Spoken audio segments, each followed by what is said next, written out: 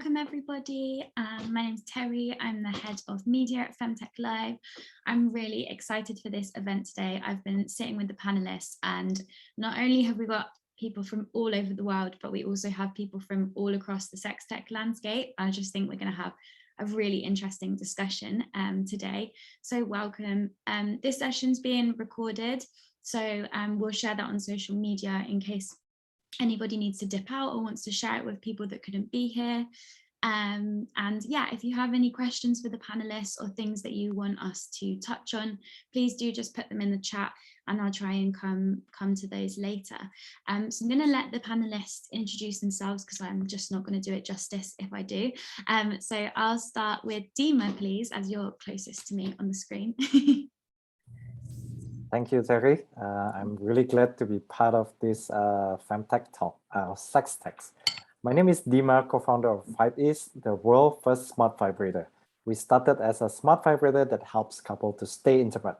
But along the way, as we talk to more women, we realized women are much more aroused because of the emotion, because of the audio. That's where we decided to create a fantasy comes to life. The idea is that women listen to audio erotica, and when the guy or when the voice in the audio says, I'm touching you softly, it will vibrate softly. When the guy says, I'm touching your heart, then it vibrates hard. So that's what we call fantasy comes to life. So Vibeis already, we launched since 2012. Now Vibeis has a marketplace which contains more than 1,000 erotica that people can download. It is a marketplace. Anyone can upload their audio. So yeah, that is about me and Vibeis. Thank you. Thank you. Really exciting and super interesting what you're working on. Francine, I'm going to come to you next because you're next on the screen. Thank you, Terry.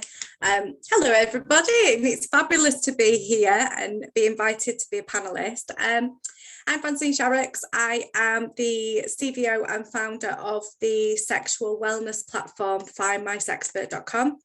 We feature certified sexuality professionals from all backgrounds of the sex support industry, from counsellors, psychologists, tantric masseuses, body workers, and we're an inclusive platform. We have been going, today is actually our 2-year anniversary. Yay! We've made it to here. And we are about to launch our ambassador and affiliate partner promotions today, our program, sorry, I should say. And yeah, I'm just really excited to be here amongst lots of wonderful people in the sex tech industry. Thank you for having me. Awesome, thank you, and happy birthday again. Yay! Alua, I'm going to come to you next. Yeah, hi from Moscow. My name is Alua. I'm founder and CEO of Reverie. We are doing first DG-based biofeedback device for women with sexual dysfunction. So we help women to improve their sexual health by monitoring their brain state and guiding her through the process of masturbation. So showing her the state of mind which is conducive to orgasms. As we know, many women and females, they have troubles with reaching orgasm, so it's around 69%. So we're trying to solve this problem using EEG and sex therapy approaches. Awesome. I just find that so fascinating. I can't wait to come on to that a little bit later. Magali, I'm going to come to you next. Hi, so I'm from Canada and I am behind the SexTech Plus project, which is about documenting genitalia to create tools for sexuality education professionals and doctors and everyone who will need them. And yeah, I'm really glad to be with you today also. Thank you. And if you haven't already, definitely check out SexEd's work. I think it's really fascinating and just such a diverse collection there. So thank you. Jingjin, last but not least. The last comes with the best. Hi guys, ladies and gentlemen. My name is Jingjin, based in Singapore, founder and chief everything officer of Zazazoo. We are the first sexual well-being hub in ASEAN, aiming to target Asia, to synchronize the sexual education, consultation, curation of product, and that all embedded in an intimate female community to empower women specifically to own our sexual well-being. And we are quite a young company, early stage startup. We have only launched now for 15 months and have this unique concept because Asia, you can imagine, has a quite different culture versus Europe or the NAFTA. We have this concept of infusing sexual activity into daily activities like yoga, exercise, food, so on and so forth, to lower the entry barrier for everyday women and to ultimately normalize sexual well-being for every woman in daily life and encourage women to own our sexual well-being. Amazing, thank you. Yeah, you can see why I'm so excited. We've got like a real diverse range of sex tech kind of companies here, from education to wellness to sexual pleasure. So I guess the thing that draws us maybe all together is not only that it's about sexual wellness and pleasure, but also we have to battle the kind of stigma attached to sex tech. So Magali, I'm going to come to you first with this question, because I know that you face this a lot, but especially with your kind of social media adverts being banned and things like that. But I guess my question is, why do you think there is so much stigma around sex tech, and why are those, and what are the issues that come out of that stigma? Sure. So, I mean, this is a question that will never be answered in 3 minutes because there is like so much that is attached to sex and the stigmatization of it. But like one of the thing is that we live in a culture that associates bodies and nudity with sexuality. And so if I take the example of SexTech Plus project, this is a scientific project which is documenting bodies and genitalia to create tools for professionals. So it's in no way related to a sexual content, even if bodies are a part like of what becomes sexual. But like the project in itself, it's not about sexual pleasure, healthy relationship to other. It's really like documenting anatomies. And I have nothing about project about sexual well-being and pleasure and stuff. I'm all for it, but it's not what I am doing. And so despite the fact that I have like the most dry project, like there is nothing juicy about sex ed. Well, like I'm not making like little jokes about bodies getting together. It's basically, this is a genital database and I'm creating tools for doctors. So there is nothing remotely sexy about it, even though my tools are pretty sexy and colorful. And so despite this fact, and despite the fact that I've been hiring highly trained communication professionals that took a legitimacy file to Facebook and Instagram being like, this is a documented project, it is scientific, it has been appearing as like scientific papers and like media and stuff, I have been banned from every effing platform that exists. And this also includes LinkedIn. And this was a major blow, especially considering that during COVID, like there were no conferences anymore. So the only way to be in contact with the professional I work with is actually through social media. And so I think there is really like the need in culture to be able to talk about bodies and to teach about bodies, to show them, because it's a fundamental issue of knowledge, and knowledge is what allows the health and the comfort and the possibility to talk, to consent, and to have happy lives. And so we should really like get out of this. Showing nudity and showing bodies is related to sexuality. And we should also just not ban sexuality and talk about sexual pleasure, but like we are like at the bare minimum of what is accepted. And I have been advised to show something different on my platforms, but like platforms are about informing people about bodies and the project. So I do genitalia. It's really difficult to show something else than silicone genitalia. Yeah, I can imagine how difficult that is. And I'm just thinking about as well, kind of breastfeeding companies and them not being able to show breasts. And I can imagine that showing genitalia is far worse than that. I have a question, but I'm going to come back to that later. It's lower down on the list, but thank you. Francine, I wonder about your experiences as well, because yeah, your kind of platform isn't as much about sexual pleasure or kind of showing anatomy, and what stigma have you kind of faced? Well, I am shocked. You probably say my facial expression is like, what? I'm really shocked. We, as a platform, we house certified sexuality professionals. So everybody that we have on our platform is legitimate, if you will, and we haven't to date had an issue with censorship of our platform. I can't say that we look too closely into whether or not we're shadow banned. I'm sure we absolutely are. But the experience that we've had to date around regulation is, while COVID was happening, we got an opportunity. We won television advertising here in the UK with Sky Television, and we were out of 200 businesses who got this opportunity. And so we did eventually go live on national television, which was just amazing. And so we're the first sexual wellness company in the UK to air on television. But I know it's so cool, isn't it? It's so cool. But to get there, I was banging my head against a brick wall for 8 full weeks, back and forth. So here in the UK, we have a regulator of television called Clearcast, and everything has to go through them. Nothing gets past them. You will not get on TV if you don't go through this system.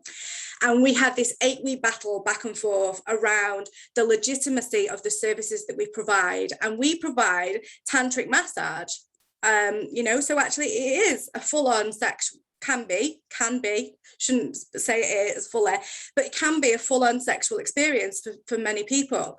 And so we had to prove that everything that we were doing was legitimate, above board, that everything was done with an educational and purposeful intention, and that everybody on our platform was certified to some degree.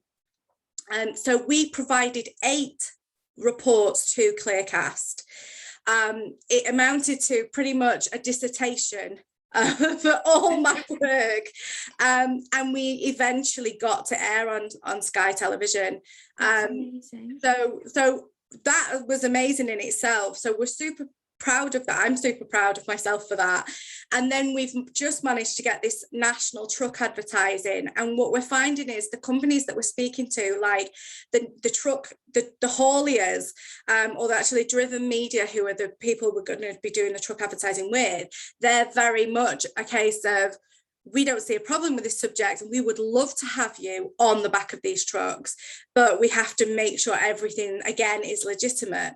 So to be fair, we've not experienced that much censorship, and I honestly I don't know how, because our services are, it's very public what you're doing, public, as well, and kind of advertisements. I guess with the TV advert, what was the kind of barriers that they were putting up? What were they? What were the reasons they didn't want to do it? That we mustn't contain that a proportion of our platform advertisers weren't advertising what is explicit or sexual services or gratification services. And so to get through this process, we had to maneuver the platform around a little bit and say, well, all the people who just do tantra massage or masseuses, well, they'll just go into this category here. But we had to play around a lot to get it to fit. But I mean, it was a hellish process. I mean, they wanted to know the meaning of the advert, the words that we're using, what does sexpert mean, what are certified sexuality professionals, where do they come from, who do they train with?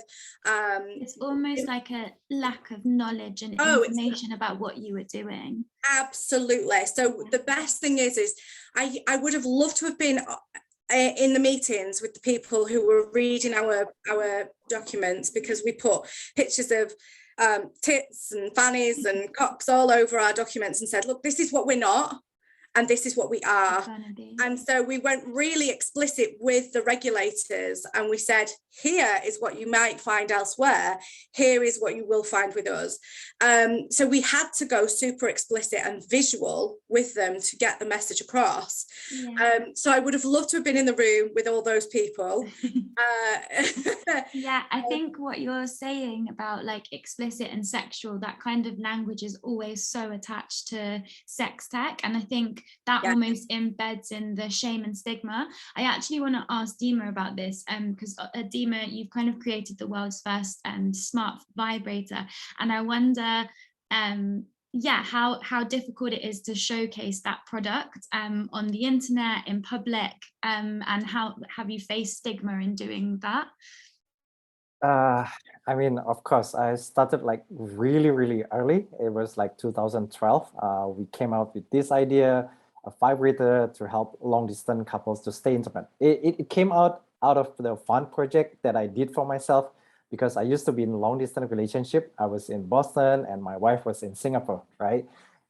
During that time, I couldn't find any solution that helped me to stay intimate physically, right? Even though like we do like Skype call, something is still missing. So that's where I came across this idea, like maybe I just create something for fun, right? And then it works well, but I never thought about quitting my job. I was working for a hedge fund. I mean, like it was pretty well paid. I never thought about like quitting a job, like doing selling a sex toys, right? Until there's a point that when we met a sexologist and she asked me, she told me like, do you know more than 70% women did not attain orgasm even when they're having sex? I was like, wow, that's really high. So that's where I really start to really want to learn more about what is important for women, what is female orgasm, right? So a lot of people thought when I creating this product, especially for a man, right? Why would a man create like a sex tech product? It's definitely is going to be a dirty, something to do with porn, right?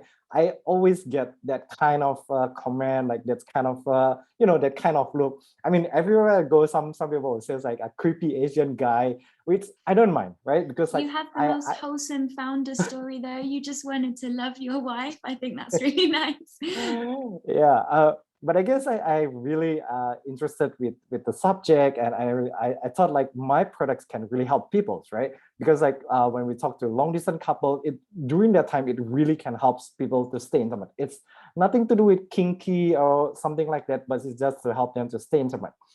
But the thing is, no matter how I try to explain, somehow people always the thing is we can't really blame people as well, right? Because like all this while. People when heard about the word sex, the first thing that came into their mind is always something to do with porn, right? Even right now, if some of us are going out there, ask people on the street, oh, we are doing sex tech. And then the first question, like, are you doing a VR? It's like that kind of sex doll, that kind of thing. They never really thought about like the science about like behind sex, the science behind sex. I mean, at the end of the day, sex is part of human basic needs, right? But a lot of us, when we're in the public, we try not to talk about it at all. It's just taboo. So yeah, I was really lucky. I have a mentor, Cindy Gallup from Make Love Not Porn. She's guided me through a lot of this sex tech in the beginning. So yeah, that's really, really, really helpful. Made us all very jealous there that Cindy Gallup is your mentor. I want to come for a drink with you, Dima and Cindy. I think that'd be great. You touched on the kind of science there, and I wondered whether Alua had something to say around, do you think there's a need to kind of separate or bring in the more scientific aspect of sexual health and wellness? I think that's really important, that not much we don't really talk about that. Yeah. So sexual health, I think, is one of the most under-researched, especially like if we are talking about female sexual health. It's the most under-researched aspect. And what we are trying to do in Reverie is not only to create a product that will make sexual health of female all around the world better, but also to have this sufficient data to make the research on female body and female sexuality and her sexual health. And as the founder from very traditional background. I was born in Kazakhstan in a really traditional family. I truly understand why there is a stigma on sex tech, because sex is a taboo, right? So it's really affected by religion, by social constraints, and so on. And because of this, social media and media, in general, tries to play safe here. So, and here we need to understand that sex is important part of every person, and it's important part of person's health, and we need to talk about it more, because it affects our mental health, it affects our fertility and the quality of our life. So but at the same time, if we come forward and just we'll talk about all topics in sex, many people will feel uncomfortable. So here we should take into consideration every country and every tradition and background. So what can be acceptable in the US will not be acceptable in Asian countries. So we need to take this into account. Yeah, I think that's really true. Like kind of understanding the cultural context of where you're trying to sell your product even. Yeah, Jingjing, I know that you were kind of talking about this earlier about the Asian market being very different to kind of the European market. I wonder what stigma, what stigma is like in the Asian market and how you're kind of combating that. Yeah. I think the biggest difference, now I've lived in, so I'm originally from China. I lived in Germany for half of my life and I moved to Singapore now for 4 years. So I can proudly say I know both sides of the story, the Western world and the Asian world. I'm very well connected with the whole sexual well-being industry, both in the US and also in Europe. I would say the one unique biggest difference between Asia and Europe, Western world, is that in the Western world, women somehow already know. Of course, sex is a stigma. You just feel something. It remains something you talk privately. You don't want to go on the street and show your breast. Say, "Oh, sexual empowerment." I don't think that's actually rather an exception, rather a movement than the norm. However, in the Western world, if you just put it in a black and white view, the Western women, it's their mindsets already okay. I think that I don't have that great sex as when I was much younger. And I know I'm very aware about the fact there are more to do. So it's rather about which product do I use? Do I use a vibrator? Do I use a dildo? Do I use Vibes or do I use something else? So the mindset is already, okay, the recognition awareness part is already done. So it's about, okay, looking at all the products, which one do I choose? Whereas in Asia, is that why do I even need one? The whether do I need something narrative is not there. So the funnel starts from the funnel starts much earlier.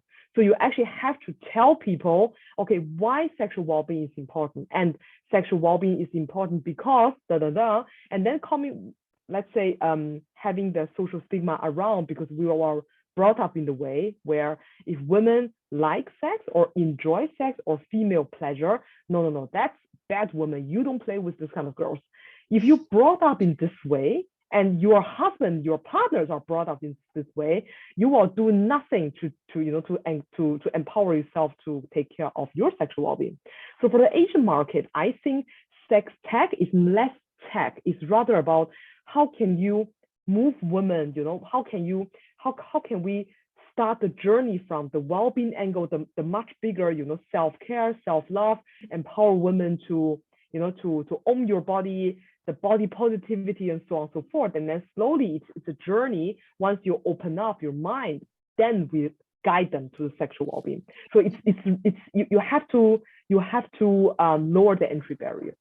It's almost around kind of like creating that awareness and knowledge, which I think is so key and something that I'm seeing a lot more in the UK now, which actually kind of leads nicely onto the next question, because I think that awareness and knowledge in the UK has kind of, I think, pushed sex tech in a more positive direction. More people are talking about sex toys and vibrators and things like this. in like the UK, I think in my age group, which is obviously really great to when it was very hush hush and you went to stores behind curtains and closed doors.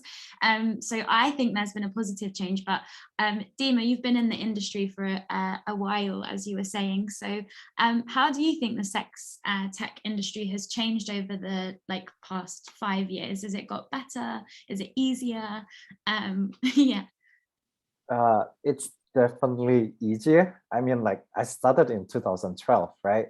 If we are talking about the past 5 years, I think the one that really make a positive change is that a lot of these sex tech founders, they came together and they fight for their rights, right? So including like doing something like this to raise awareness about look, sex tech is about health, right? It's not so much about sex is sex, right? But it's not so much about like porn, something nasty or whatever. It's just really about like, we have to agree that sex is part of human basic needs, right? And if it's not fulfilled, something is always missing, right? I mean, for us, for 5Es, is because like we know like orgasm, female orgasm, there's a lack of female orgasm. That's why we want to raise awareness to the world, that especially to the guys, that when you have sex, it's also important for your partners to have an orgasm too.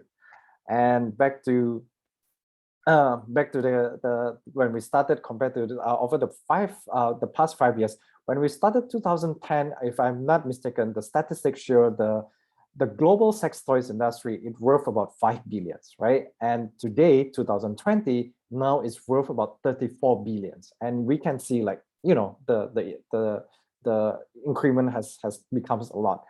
And yeah, definitely the past 5 years has been great. We started to see a lot of sex tech startup, right? And it's in a very positive way, right? So especially, yeah, it's good to know a lot of founders so that we can go do things together. Yeah, I really feel like, especially even maybe in the past 2 years, there's so many more sex tech brands coming out, and I feel like the community is becoming stronger and having a more powerful voice. Yeah, I think, Alua, again, around the kind of science question, do you think that that's kind of changed the industry over the past 5 years? Because what you're doing is very different, I think, and very innovative. So yeah. Yeah, so yeah, definitely. So there are more research papers than 5 years ago, and I think that all this feminist movement contributed to this a lot. And generally, I think that millennials and Gen Z is more have this good attitude towards sex. And even if we look at media, one of the most popular series is Sex Education on Netflix. So definitely it affects a lot.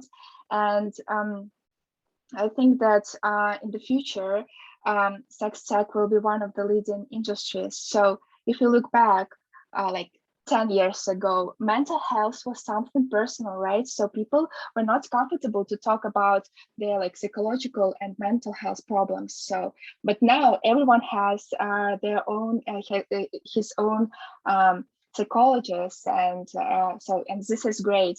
I think that sexual health will be the next topic. So people will think about sexual health as well as we think about mental health now. I think that's a really, really good point. I was just, as you said that, thinking about the royal family coming out and saying how important mental health was, and wondering whether they would do that for sexual health. I think that would be great. Francine, I saw you kind of nodding your head there. I guess as your kind of platform merges mental health and sexual health in a way, what are your thoughts on how the industry's changed?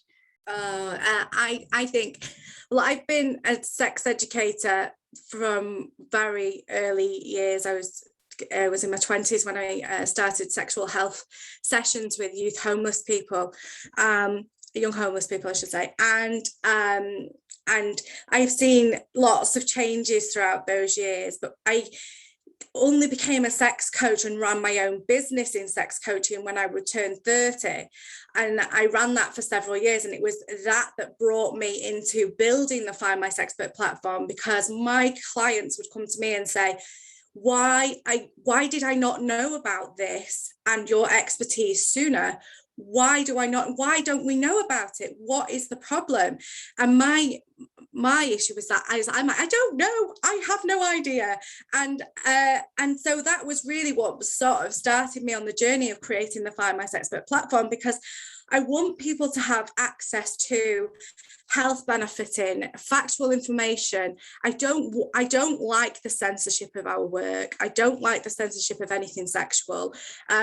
Obviously, there has to be some levels. You know, I don't want everyone like, oh, free for all on anything.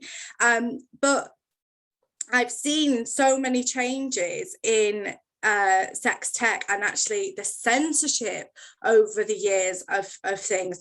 And I think I think there's a real mismatch. I really feel there's a real mismatch between what the public wants and they know they want, but they don't know how to access it, and regulators running the show and shielding the public from what they really need to access. So for me, it's all about raising the visibility and awareness of what is available within sexuality support services. And because it is a vast landscape, there is massive about what is available, and the public have not got a clue. And so how do we change that? How do we change the narrative? How do we change the story around it? So we did a sex support survey, and we were wanting to know what the public, one, think about sexuality support services, and two, whether or not they would actually access them. And the results were amazing. You know, we found out that only 7% of those wanted to access would even look on social media for something to do with their sex life.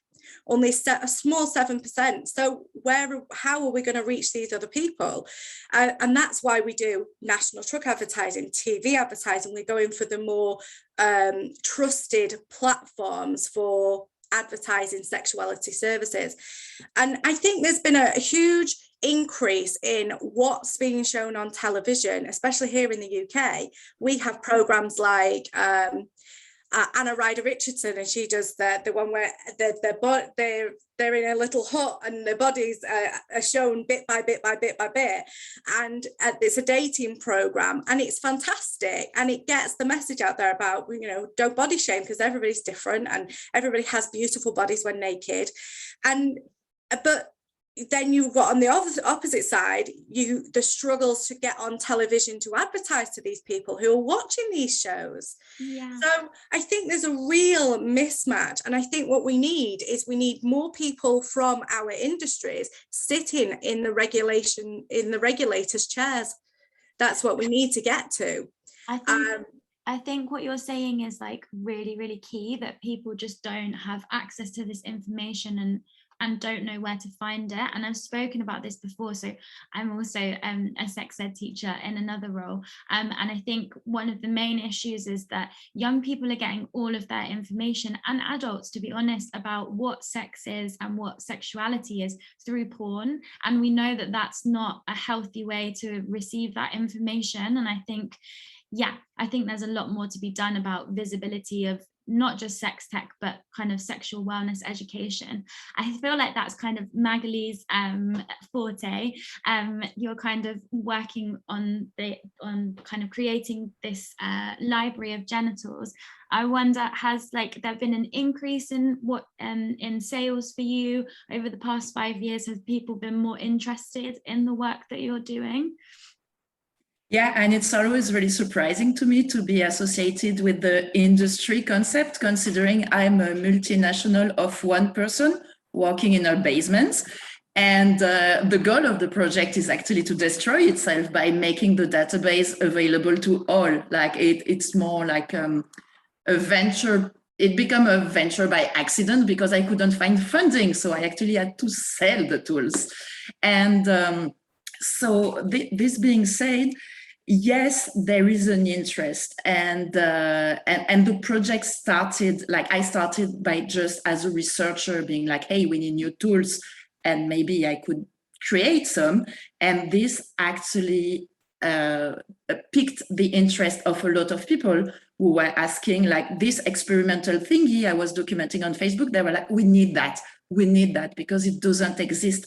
So that's why the project started. It was not me being like, oh, I want to create something and became an entrepreneur. It was not my path of life, but the needs from the milieu was so big that it needed to be answered, and no one was going there, because it is so simple. I mean, having genitalias, to be able to teach about body and sexuality, it shouldn't be something that is revolutionary. You should be able to go to an anatomy class and to learn about like the heart, the liver, and the clitoris. But you are not, it is not part of the curriculum. It is not in the books. We do not have representation, and that has got huge impact. But I think that the desire to have these tools come from a need, but also from a new understanding of sexuality. And I think this is thanks to the exposure to a new mediatic discourse around sexuality. The last 5-10 years, like we've had like shows on TV, like let's think about things like sex education, big mouth, pose. Like, you know, we have heard new voices that weren't there and new ways of showing sexuality in its diversity. And also we had social media, and Instagram and Facebook and even LinkedIn. They have been like huge catalyzer of new voices. Sex educators who are working on disability, on racism, on reproductive justice, and they didn't have a voice. And through social media, they created community, and I've learned so much, and so many of us have been learning so much to be able to have those voices that were not represented before, and now they are super present. And what is super ironic and sad is that this platform that allowed those voices to emerge and be heard and change the cultural landscape around sexuality are now pushing it back into the dark corners of like the wall of shame of talking sexual. And this is really ridiculous, because this is where it emerged. And like, we need to be able to meet and talk and create new discourses around sexuality and what it is to be like sexually happy in all the diversity of what it means. Yeah, I think you've put that so perfectly. Like, we have new language, and I think like Alua was talking about mental health. That's what happened with mental health. We got this new language and vocabulary that allowed us to say, you know, I need self-care. Like, self-care wasn't a word that was in our vocabulary before, and I feel like maybe we need that in terms of sexual health as well. There's a lot of people in the chat talking about kind of this destigmatizing starting at home and with children. And also I think Magali, like around the point on language, I know people who are in their 30s and 40s that still don't know all of the right parts to their vulva or their internal anatomy. And I think it's just what everybody's been saying about increasing awareness. And I think Jinjin, you're kind of doing that through Zazazu, and you're not just kind of you're kind of spreading the word about sexual wellness and its importance. Do you think that that has changed over the past 5 years for you? Or did you kind of get a space in that and to be able to do that over the past 5 years? I mean, as in, okay, our company is only 1 year old, so it's like 15 months old. But I think generally sexual positivity around sexual education, I mean, in Asia, it's still very poor. We have done here a study with 1,500 women, and a focus group was around 500 students. And they're talking about, you know, how well do they know their anatomy, and how and who is the last person they want to talk about sex. So only 30% actually know where is the clit. And I mean, these are college, I mean, these are a well-educated bachelor in one of the best university in Singapore. Huh? But it's just the awareness. I mean, the point is, and one of the girls actually asked me, I think it was a fair point. She was like, okay, I know where is my pleasure, but I don't need to know where's the clit. So it does. Sometimes I think the link around your anatomy does not necessarily have to do that with the open-mindedness, because she was always open-minded, and she said, okay, sexual well-being for me, it just came naturally to me, and then I have great interaction with my partner, which is really rare when we have the conversation with our fellow students. They don't feel that way. We are extremely just open about it. But I still don't know where's the clit, and doesn't matter. I still have better sex than anyone who has noticed. So that was actually I think that was a fair point. Therefore, we actually changed a little bit about, you don't necessarily know, because we're not sexologists. Not everyone needs to be a sexologist to understand where's the labia, where's the clit, and every woman is as unique as a fingerprint, and your pleasure is going to be very different than mine. But I think in this region, generally, the Gen Z, they are definitely very vocal about sexual well-being, not in the sense of, okay, they will talk about it out and loud, but they wouldn't follow the narrative where the previous generation are saying, okay, sex is duty. It's rather men have a need, therefore I am there. We as a woman, we can be CEO, CFO. I mean, you can do whatever you want, but when it comes to the bedroom, you are there to serve the man. This narrative, especially in Southeast Asia, is very, very established. Even the very modern women. I mean, this has nothing to do, there's no correlation between your professional success with your position in the family. And I think because of that, the next generation, we are in Asia, it's very common that, 3 generations live in one household.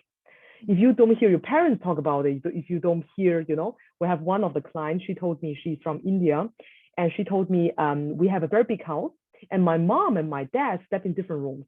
And we, as 2 girls, they never understand why. One day, the girl woke up one night. I mean, these are girls that are in their 30s, or early 30s. One day, she woke up in the night and wanted to look for the mom. And she went to her room, but she was not there. Then she was knocking on Dad's door. And then the mom was a little bit embarrassed and opened the door. Today, she understood, oh, they were actually having sex. And these are kind of the things that, because parents don't talk about it and we hide it as much as possible, it does not actually give the positive conversation with the kids. So the next generation, the university students I mentioned, is actually quite sad. Unanimously, everyone said, the last person I want to talk about sex are my parents. And this is where already started. I think there's a gap. I mean, we can't close it between the next generation, the previous generation, and our night. But I have a 3.5-year-old. For him, for sure, I think this generation will definitely going to involve more of the conversation. Do not call the thing the winky or whatever. Name it properly for boys and girls, so you can properly express, when there's something hurting, or someone is, also in the sexual assault area, that you can properly address the problem and your needs. I think that the narrative is definitely changing with the positive trend. I think that's really great. And I think so important as well that we talk about it at home. And I think when we talk about sex education for young people, everybody thinks you're gonna put porn on in a classroom and get young people to watch it, but it's just about teaching young people to have that vocabulary and language, and around consent and things like that as well. Amazing. I realize we're coming to the end of time. So I think a really important question I want to ask is whether we all think this is the right time to start a sex tech startup, in case anyone in the audience is thinking about it. So actually, I'm going to come straight to you, Jingjin, because you said that you've only started the company 15 months ago. So yeah, do you think now is the right time for someone else?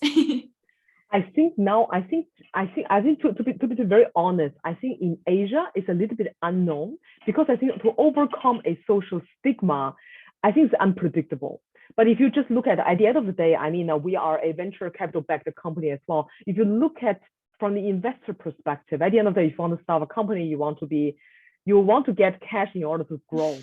But sometimes I think venture capital is one of the very traditional and conservative space, because they are using the money from someone else. It's institutional funds. If they are open to invest in sex tech, this is the latest point, you know, there is a future.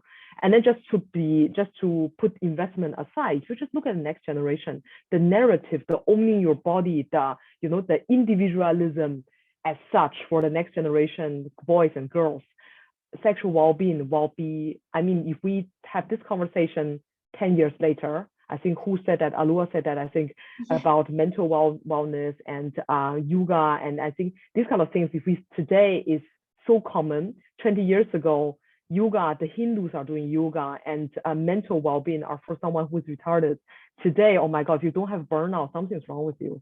I'm sorry, and this is where sexual well-being is going to be. I think we have this conversation 10 years down the road. It's what biggest hope, definitely in the Western world, it's going to be the new beauty trend. And in Asia, if we were ever to overcome this social stigma, and I think it's now its time has never been better. And just the last one is that because there aren't many of us yet. Yeah. Look at this panel, how many are there? So business opportunity wise, perfect.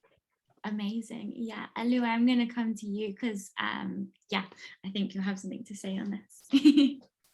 Yeah, so when you're doing startup, so you want to be like ahead of the market, like two years ahead, so you have this like wave to jump on. So I guess this is the right time. Again, 5 years and sexual health will be everywhere.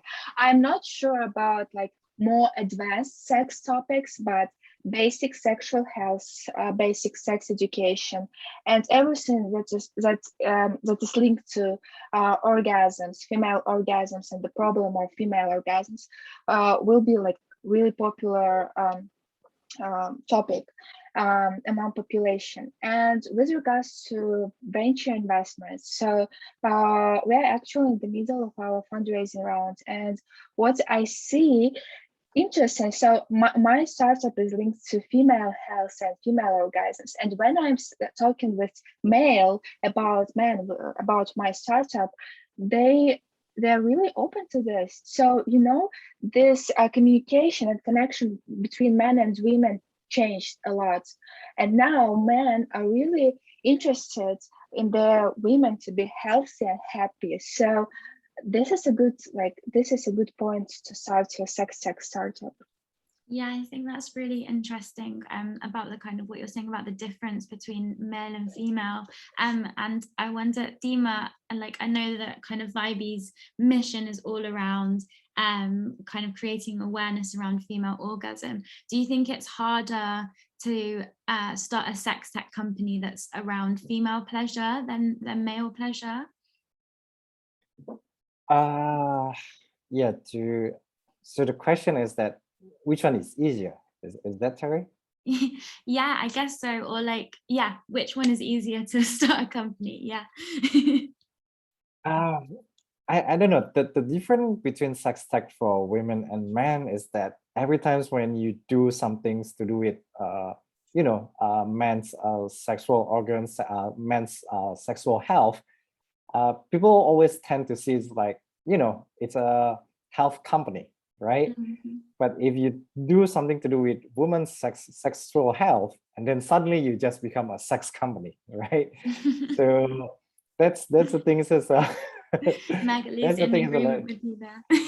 That's the thing that's a little bit difficult about between sex tech and sex tech for men and for women. And of course, like you always have a lot of stigma if you're doing sex tech for women, because like the one that we mentioned is something to do, you're going to get banned because of Facebook, even though like we try to just post nothing to do with sexual at all, right? It's about how to improve your relationship. It's like we just get auto banned, right?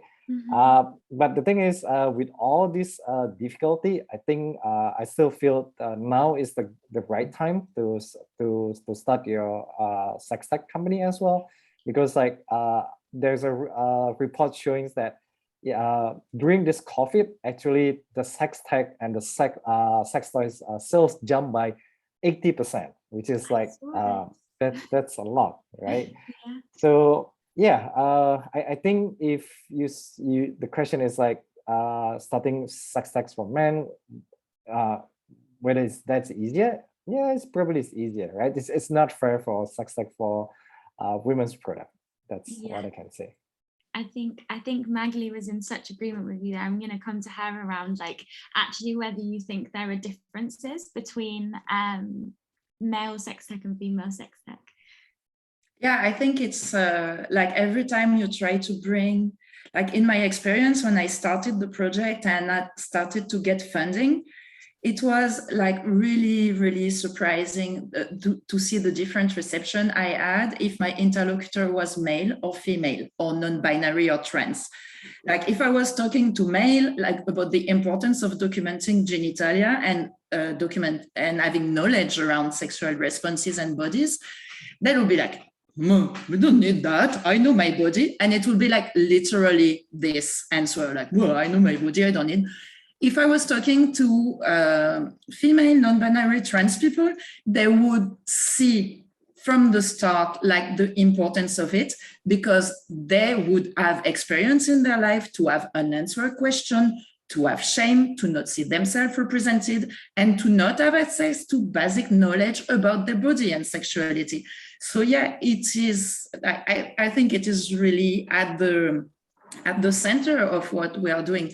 Like, let's remember that the first clitoris mapping happened in 98, which is the year that Viagra was released. It means that we were solutioning male sexual problems before we even knew female sexual organs. And so this is highly problematic. And to go back to the question, is it the right time to start a sex tech company? I think there is no right or wrong answer, because it's a path that is difficult, that is going to be facing a lot of adversity, but that is also fascinating. So it's something that really belongs to where you are at in your life. Like, do you have access to funding? Do you have access to family support? Do you have people who depend on you financially? Like me, I embarked in this process, like I did not have access to any funding. So it meant to be several years working without a wage, basically. And I was not coming from money or having savings. So it was really coming with sacrifices, which I could make because I have no family members that are dependent on me financially. But so it came at a cost, like being 40 years old, not having a wage and living basically in like dire poverty. Was it worth it? Yes, because it's what I wanted to do. And I was upset to be working in a field where we didn't have the tool to, to do our work properly. And like every day I've got people telling me how great it is. And like, I support the people I want to support. So it's basically amazing to be doing this job, but it just depends where you are at in your life and your privilege and your circumstances. So it really belongs to everyone to make this choice. I think it's about like self-reflection and thinking about, what's right for you in that moment in time. I think that's really good advice. Francine, on your second birthday, what would you say? Is it the right time to start a sex tech startup? I love everything what's just been said up to now. And I completely mirror you, Magli, in that I'm 5 years in and I haven't taken a wage since. And I have 2 small children under the age of 4. And I have a wonderful husband who takes care of us all. So I am very privileged to be able to be in this scenario where it is pure passion that drives this forward. It is pure, like, women deserve better. We just deserve better. So thanks, Dima. Thank you. Thank you for being a man in this, in doing what you're doing. But I think this is a great time. I think because everybody here is already paving the way for new people to come in. So everybody here is doing amazing work that will allow other people to come in and it be easier for them. Because we're a groundbreaking platform. This hasn't been done before. You know, like many of everybody here, it's all groundbreaking work. And, you know, with that, we have to make really difficult decisions in running our businesses, and we have to, you know, we have to find funding and investors, and it's very hard. But I think one thing I want to touch on is I think the pandemic has really helped, because I think the isolation of people, the lack of intimacy in people's lives, the having to stay at home, nobody's had anything to do but masturbate. You know, and because the TV's got a bit dull and boring, but there is so much opportunity coming from this, because people are realizing there is a real sense of lack in their relationships or in their sex lives, and this has opened up. And like Dima said, you know, sex toys sales went through the roof. So it's an amazing time to be starting a sex tech company with a product, you know, with a physical product. It's much harder for me because we, you know, practitioners haven't been able to see clients face to face for the last year, and we're still facing huge restrictions over how we can actually do that in a safe way for clients and for ourselves. So in a nutshell, yeah, just do it. I mean, you've got to have passion, you've got to have drive, you've got to have tenacity, you've got to know that you're going to fall, and then you've got to get back up, and you just keep doing that process until something sticks. Yeah, but just know that it's going to be wonderful because of the masses of people who will benefit from this. I love the fact that, you know, people come to our platform and they're having better sex and they're communicating better with their loved ones, and or even pure strangers. You know, but for me, I just love that I can say that about the work that I'm doing. So yeah, it's pure passion. It's pure passion. I feel like all of this is such good advice to anyone who's thinking of coming into the space. And I think we can just tell from this panel, it's such a wonderful, like, supportive and uplifting community. So go get them and then apply for the Femtech Lab Accelerator once you have MVP. Dima will tell you. Yeah, so we've wrapped up now, but I just think that was so insightful, and I just felt like I learned a lot, and I really loved what Alua said about we're going to have our mental health moment, and I feel really passionately about that. That's the trumpet I'm going to be blowing for the next few months now, that sexual health is the new mental health. Going to get William and Kate to talk about it on national television. But yeah, thank you all so much for coming. Thank you to our panelists. Let's give them a round of applause, everybody. Thank you. Do follow us, Femtech Live, on Twitter, Instagram, LinkedIn. We'll have more events coming up in the future. So yeah, stay tuned. It was nice to see you all. Bye. Thank you. Bye. Thank you, Terry. Thank you, everybody.